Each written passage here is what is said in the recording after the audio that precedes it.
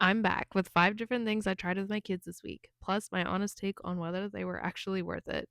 I'm Ellen, once a teacher, now home with 2 little ones, just journaling bits of my week and sharing them in case they're helpful or spark an idea for your week too. One of these made my toddler laugh so hard, I had to write it down. Let's get into it. So the first craft we did this week was a unicorn cutout craft. And this one was with my 3-year-old as per her request, since she's still obsessed with unicorns. And so I found this one on Pinterest just as I was scrolling through. I literally typed in unicorn crafts and I found lots of different kind of like cool activities with just cutouts with like yarn as the hair. And I thought that was really cute. And I had lots of extra materials that could work for that. So first we needed some cardstock, a pen for tracing, some scissors, some yarn. I also had macrame and twine worked as well. I had lots of like extra little cuttings of things as well. Some paper cutout flowers, some jewels, some stickers, markers, all that good stuff. So the first thing we did is I traced out a couple of unicorn shapes and then we cut them out. Then I got my 3-year-old to draw on the faces of each. Super simple face, didn't have to be anything crazy fancy. I did forget to mention you will need a hole punch. First, we decorated the horns with some markers. We drew on some stripes. We put on some little like sticker jewels. We also stuck on an earring. Then you're going to hole punch the whole far side of the unicorn where you're going to thread through the mane. I did have to tie all the knots for her, but basically you just cut a bunch of strands however long you want to be the hair, and then you just lace it through your hole punches. Then we decided to braid one of them. The other one we just left normal.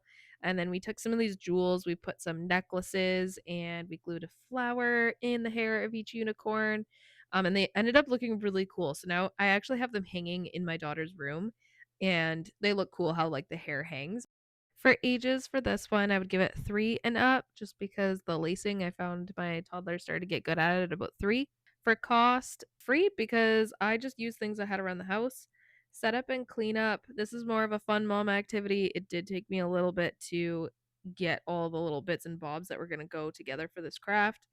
For time spent, it took us about half an hour, I'd say. And then overall, I'd give this one an A. I love this activity.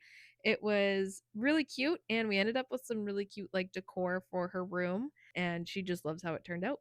So the next thing we did, I'm gonna call this drive-through conversations. It's really just kind of like a conversation prompt that we came across this week. So this happened. I'm gonna use a couple of little people toys just to kind of reenact what happened.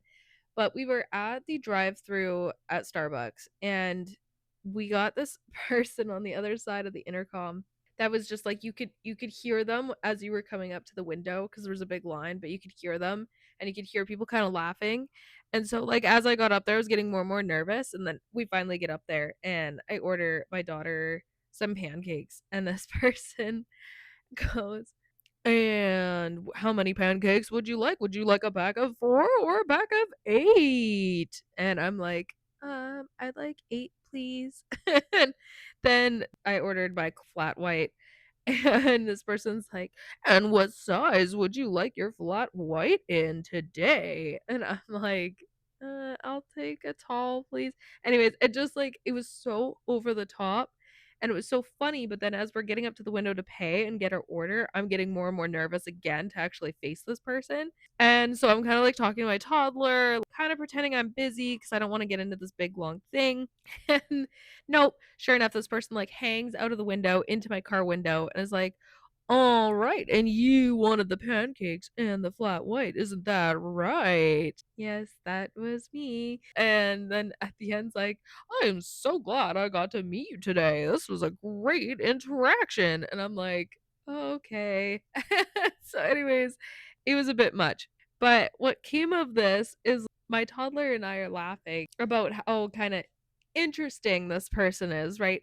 And so now whenever we're kind of like in a lull or we're in the car, I just start talking to her in that voice and she just finds it hilarious. So like around the dinner table even, "Ooh, are those some mashed potatoes you're eating tonight?" And she just starts laughing, but then she just starts bantering back and forth and it is so much fun.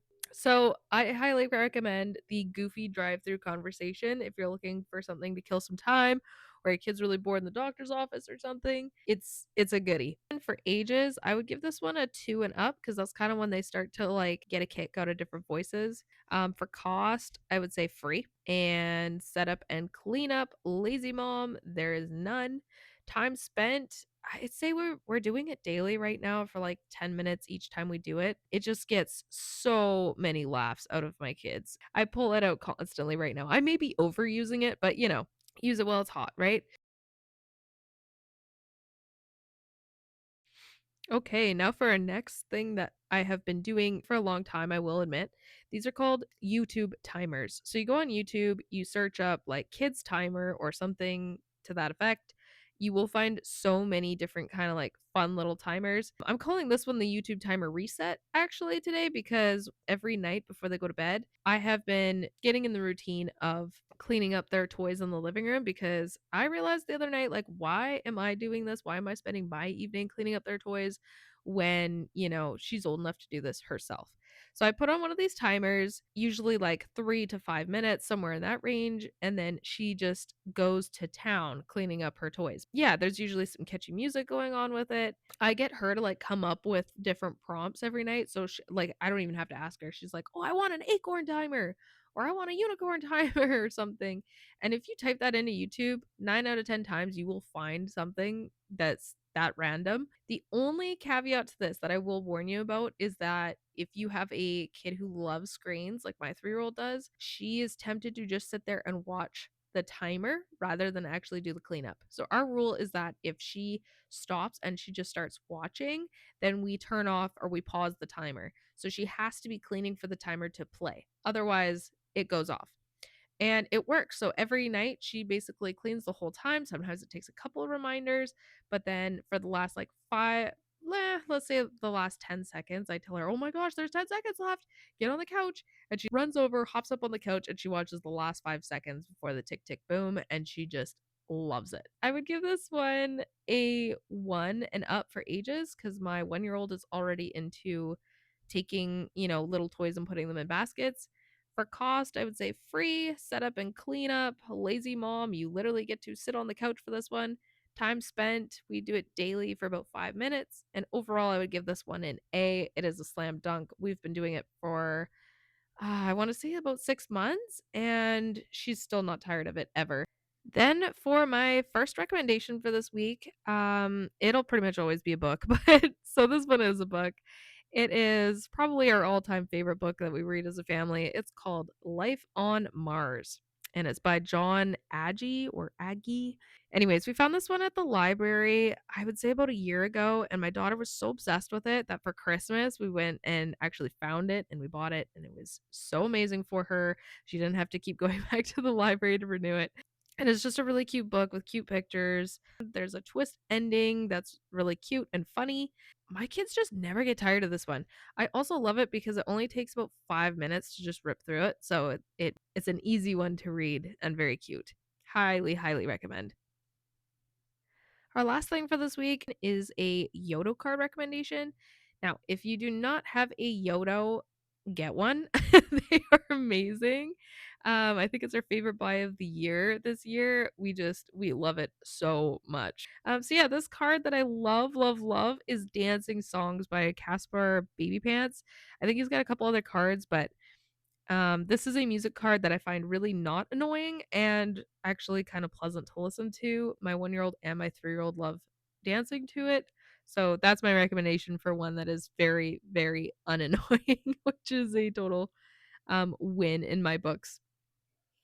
All right, that's it for this week. If you try any of these, let me know how it went in the comments. And if there's anything you want me to try next, I am all ears. See you next time.